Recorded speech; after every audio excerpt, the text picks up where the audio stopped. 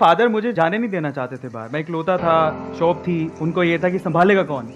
तो हमेशा जब भी मैं बाहर जाने की बात करता था तो वो कहते थे कि नहीं, पॉसिबल नहीं है। जैसे भी जिद करके मैं निकला बाहर, क्योंकि फादर का कहना था कि भी 2 सिस्टर हैं, शॉप पे कौन बैठेगा, उनकी शादी भी करनी है, तो जो होता है नॉर्मल फैमिलीज़ में।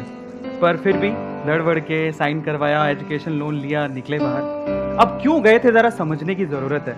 विजन ये था कि मुझे फैमिली को प्रूव करना है। मेरे मामा जी ने कहा कि भैया तो कुछ कर नहीं सकता, मेहनत करके सिलेक्शन हुआ है। पापा ने एजुकेशन लोन पे साइन करने तक से मना कर दिया था, फिर भी जिद करवा के किया।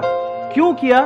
वो इंपॉर्टेंट था कि मुझे मेरी लाइफ में कुछ करना था, मुझे इंजीनियरिंग करनी थी। अब क्लैरिटी थॉट क्या है ज़रा समझते हैं। यहाँ से मुझे मेरा करियर बिल्ड करना है। बहुत कुछ पीछे सुन के आया हूँ और बहुत कुछ लोगों को बताना है और प्रूव करना है, लेकिन जब मुझे मौका मिला तो मैं भी बहक गया। जब बाहर निकला मैं तैयारी करने के लिए सर, तो अगेन पता नहीं कैसे बताऊं, बट वहाँ पे एक लड़की थी। बाहर जाने के बाद जब हवा लग जाती है, फ्री हो जाता है इंसान, उसी की तरफ दौड़ता है। तो मेरे साथ सेम हुआ। उनको जब पहली बार देखा मैंने तो बस दिल के तार बज गए, पता नहीं क्या हुआ। पर एक बात मैं बोलता हूँ यहाँ पे, अगेन करने कुछ और आया था, पढ़ाई करने आया था, तैयारी करने आया था ताकि मेरा कॉलेज में सिलेक्शन हो, लेकिन वहाँ पर इस चीज़ में अगेन साइड में हो गए, डाइवर्ट हो गए। बिकॉज उस टाइम पे क्या, मुझे एनर्जी बहुत थी, जैसे आज आप फील कर रहे हो इससे 10 गुना ज़्यादा थी। मुझे ऐसा लगता था मैं बहुत कुछ कर सकता हूँ, लेकिन वो जो एनर्जी होती है उस टाइम पे स्कैटर्ड होती है, इस वजह से आप बहक जाते हो। लेकिन उसे अलाइन करना बहुत ज़रूरी है और उसके लिए एक पर्सन चाहिए जो आपको समझ सके। तो मुझे लगता था कि यार ये मेरी फ्यूचर वाइफ हो सकती है, ऐसा करके। यस।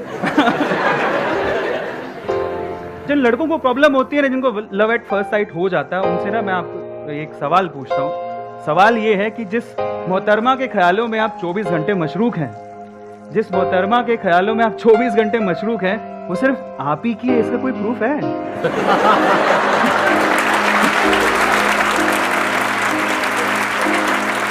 उसके आने का इंतजार करना, उसके जाने का इंतजार करना, उसे देखना, है ना? बिल्कुल होता है। 6 महीने मैंने खराब कर दिया, कुछ पढ़ाई नहीं की, भूल गया मैं क्या छोड़ के आया हूँ, किन बातों को यार प्रूव करने के लिए छोड़ के आया हूँ यार, वो सब भूल गया मैं। गलत बात है, पर बहक गया, कुछ नहीं कर सकता था। तो मैं उनके पास गया और जाके मैंने उनको बोला, मैंने कोई आई लव यू कुछ नहीं बोला, स्ट्रेट फॉरवर्ड बता रहा हूँ। और उनके पास बैठा, जाने का मौका मिला तो मैंने कहा मैं जा रहा हूँ। उनकी मम्मी को बोला पहले, तो मम्मी टकराई। मैंने कहा जा रहा हूँ तो मैं सोच रहा हूँ सबसे मिल लूँ, क्या मैं उनसे भी मिल सकता हूँ? मैं उनका बहुत बड़ा फ़ैन हूँ। वो फ़ैन इस वजह से था क्योंकि वो बहुत ही थोड़ा इंक्लाइंड थी स्पिरिचुअलिटी की तरफ, तो वो बहुत बुक्स पढ़ती थी। तो मैं गया उनके पास बैठा, मैंने डायरेक्टली उनको एक ही बात बोला, मुझे आपसे एक बात कहनी है। बोले क्या? मुझे आपसे शादी करनी है। अब अच्छा, शादी करनी है। भाई मैं बता देता हूँ, मुझसे 5 साल बड़ी थी।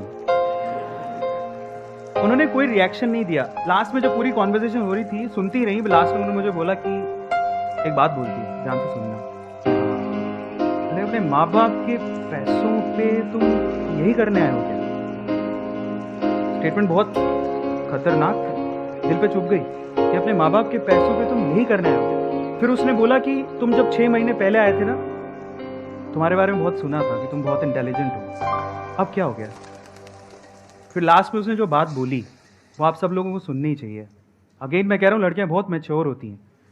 वो खुशी वाली बात भी थी लेकिन चैलेंज भी था मेरे लिए। उसने बोला सफल हो जाओ, अपने पाँव पे खड़े हो जाओ, तब हर चीज़ तुम्हारी कदम चूमेगी, तुम्हें सब मिल सकता है, शायद मैं भी। जब उसने वो स्टेटमेंट बोला, मुझे दुख से ज़्यादा खुशी इस बात की थी कि आग दोनों तरफ है। वो कह रही शायद मैं भी।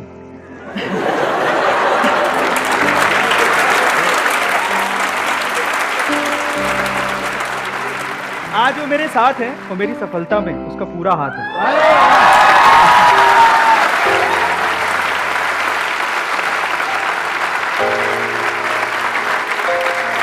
ये छोटे छोटे से मूवमेंट होते हैं बॉस, जब आप अपने पाथ से